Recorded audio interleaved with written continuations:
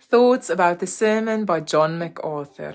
1 hour a day in the presence of God can change your life. Matthew declared that we can't live by bread alone, but by every word that comes from God. We cannot thrive without the word of God. Spending an hour a day with God is not a recipe for success, but rather a call to faithfulness. If we spend more time with God, our hearts will be conformed to His.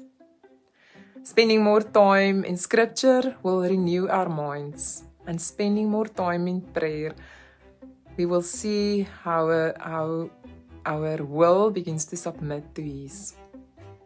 Let us meditate on His Word day and night. Let us read, study, and pray. Let the Holy Spirit take the sword of the Word and do surgery on your soul. Let Him rebuke and train you to the glory of God. Let us spend an hour a day with God. It will change us. It will take discipline, and it's not an optional accessory, but rather foundational. So let us reclaim that hour, or maybe some of us have to discover that hour for the first time.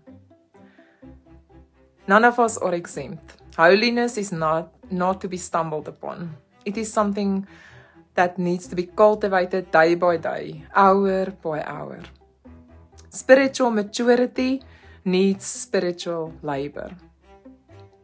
If we spend time with God every day, humbly and affectionately, we will see change within a year.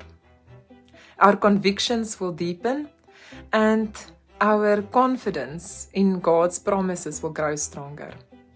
It isn't about the hour itself, but more about who we meet in it.